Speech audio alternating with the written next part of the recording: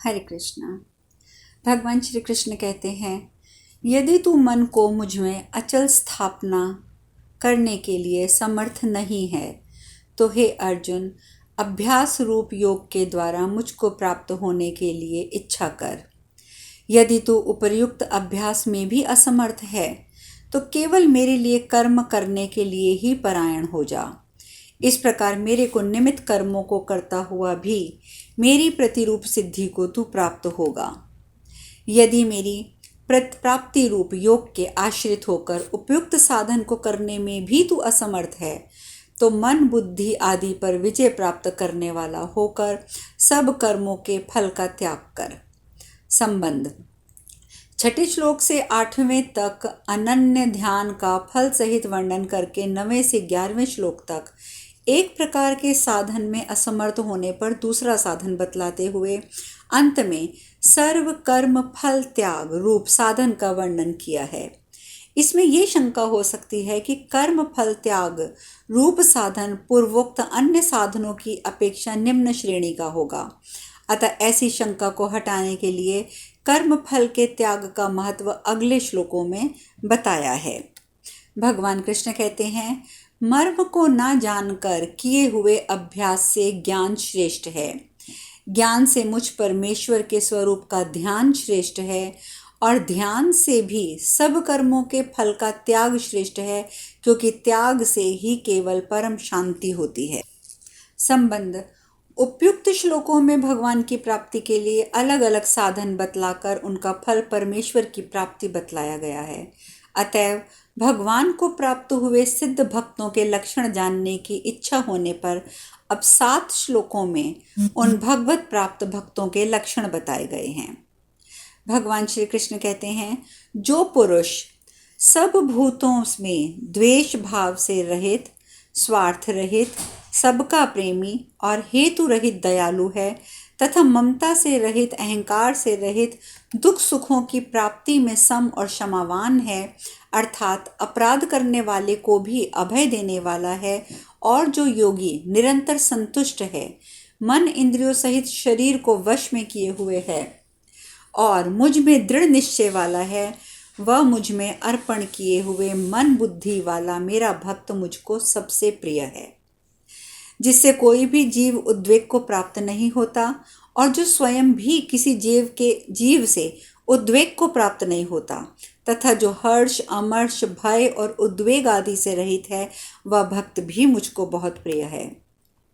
जो पुरुष आकांक्षा से रहित, बाहर भीतर से शुद्ध, चतुर, पक्षपात के रहित और दुखों से छूटा हुआ है, वह सब आरंभों का त्यागी मेरा भक्त मुझको प्रिय है।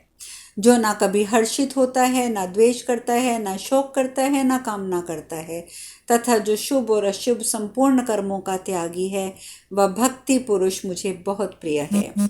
जो शत्रु मित्र में मान और मित्र में और मान अपमान में सम और सर्दी गर्मी दुख आदि द्वंद्वों में सम है और आसक्ति से रहित है, जो निंदा स्तुति को समान समझने वाला, मननशील और जिस प्रकार से भी शरीर का निर्वाह होने में सदा संतुष्ट है तथा रहने के स्थान में ममता और आसक्ति से रहित है, वह स्थिर बुद्धि भक्तिमान पुरुष मुझको प्रिय है। संबंध। परमात्मा को प्राप्त हुए सिद्ध भक्तों के लक्षण बतलाकर अब उन लक्षणों को आदर्श मानकर बड़े प्रयत्न के साथ उनका भली भांति सेवन करने वाले परम श्रद्धालु शरणागत भक्तों की प्रशंसा करने के लिए उनको अपना अत्यंत प्रिय बतलाकर भगवान इस अध्याय का उपसंहार करते हैं। परंतु भगवान कहते हैं, परंतु जो श्रद्धा युक्त पुरुष मेरे परायण होकर इस ऊपर कहे हुए धर्ममय अमृत को निष्काम प्रेम भाव से सेवन करते हैं, वे भक्त मुझको अतिशय प्रिय हैं। इस प्रकार श्री महाभारत भीष्म पर्व के में श्री भगवद गीता के अंतर्गत ब्रह्म विद्या और योग शास्त्र श्री भगवद गीता उपनिषद श्री कृष्ण अर्जुन संवाद में भक्ति योग नामक 12वां अध्याय पूरा हुआ और भीष्म पर्व में 36वां अध्याय पूरा हुआ।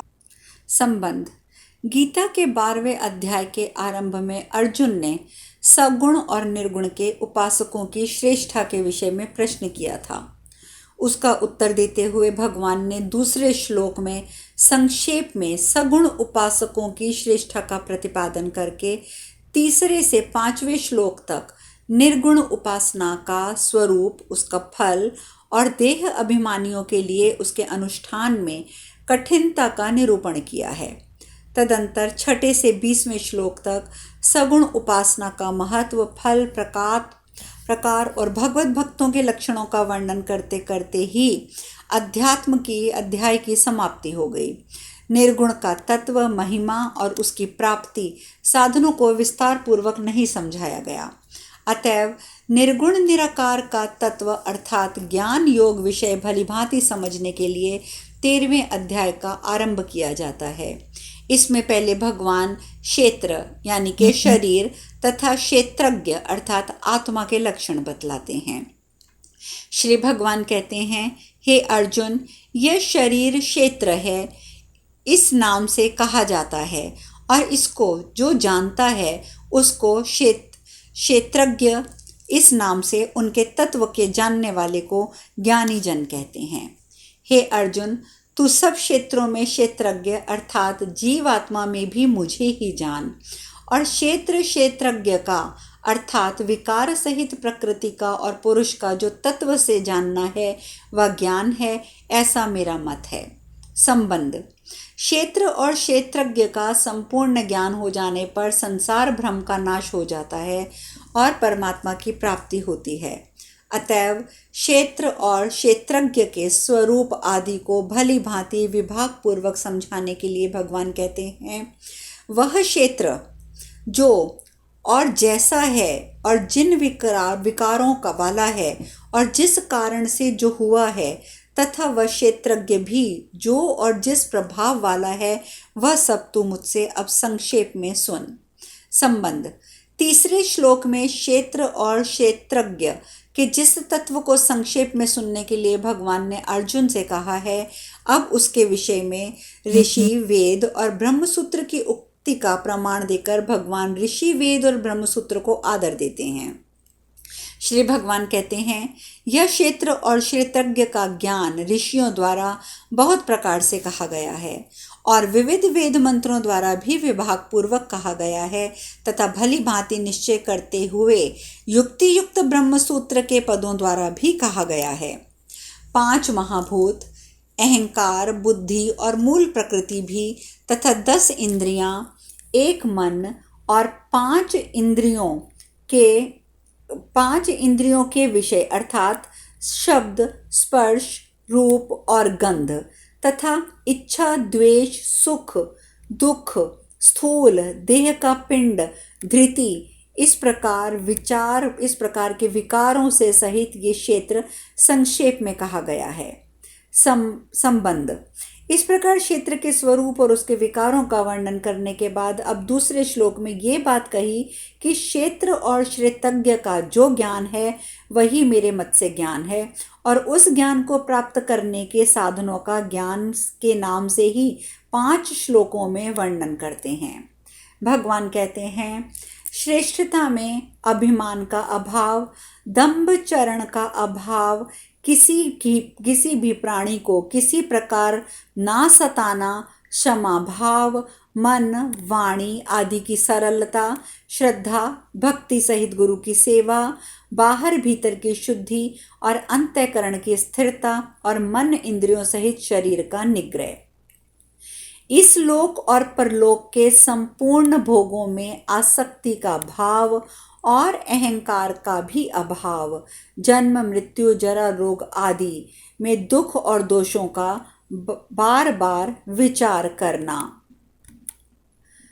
पुत्र, स्त्री, घर, धन आदि में आसक्ति का अभाव, ममता का ना होना तथा प्रिय और अप्रिय की प्राप्ति में सदा चित्त का सम रहना, मुझ परमेश्वर में अनन्य योग के द्वारा अभ्यचारिणी भक्ति तथा एकांत और शुद्ध देश में रहने का स्वभाव और विषयासक्त मनुष्यों के समुदाय में प्रेम ना होना, अध्यात्म में नित्य स्थिति और तत्व ज्ञान के अर्थ रूप परमात्मा को ही देखना, यह सब ज्ञान है, और जो इसके विपरीत है वह अज्ञान है, ऐसा कहा गया है। संबंध। इस प्रकार ज्ञान के साधनों को ज्ञान के नाम से वर्णन सुनने पर यह जिज्ञासा हो सकती है कि इन साधनों द्वारा प्राप्त ज्ञान से जानने योग्य वस्तु क्या है और उसे जान लेने से क्या होता है। इसका उत्तर देने के लिए भगवान अब ये जानने के योग्य वस्तु के स्वरूप का वर्णन करने की प्रतिज्ञा करते हैं और उसके जानने का फल अमरत्व की प्राप्ति बतलाकर 6 श्लोकों में जानने के योग्य परमात्मा के स्वरूप का वर्णन करते हैं।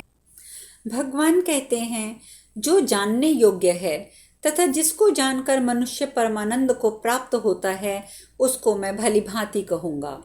वह अनादि वाला परम ब्रह्म न सत्य ही कहा जाता है, न असत्य ही। वह सब और हाथ पैर वाला, सब और नेत्र सिर मुख वाला तथा सब और कान वाला है, क्योंकि वह संसार में सबको व्याप्त करके स्थित है।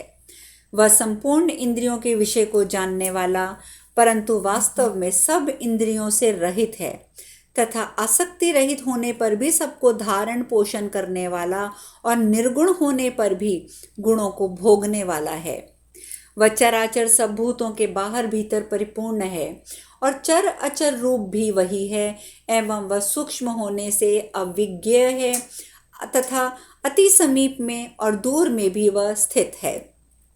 वह परमात्मा विभाग रहित एक रूप से आकाश में सदृश परिपूर्ण होने पर भी चराचर संपूर्ण भूतों में विभक्त सा प्रतीत होता है तथा वह जानने योग्य परमात्मा विष्णु रूप से भूतों को धारण पोषण करने वाला, रुद्र रूप से संहार करने वाला और ब्रह्म रूप से सबको उत्पन्न करने वाला है।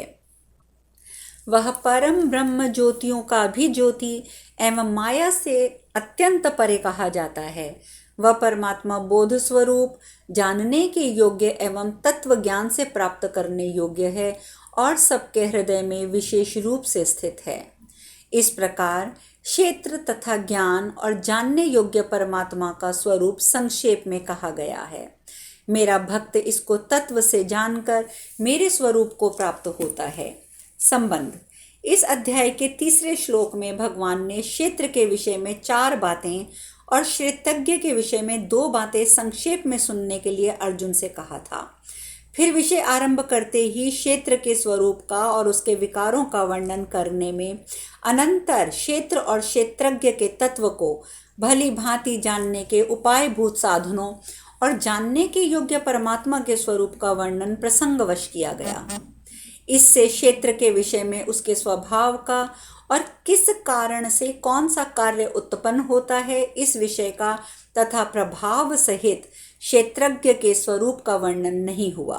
अतः अब उन सब का वर्णन करने के लिए भगवान पुनः प्रकृति और पुरुष के नाम से प्रकरण आरंभ करते हैं। श्री भगवान कहते हैं, प्रकृति और पुरुष इन दोनों को ही तू अनादि जान और राग द्वेषादि विकारों को तथा त्रिगुणात्मक संपूर्ण पदार्थों को भी प्रकृति से ही उत्पन्न जान। संबंध।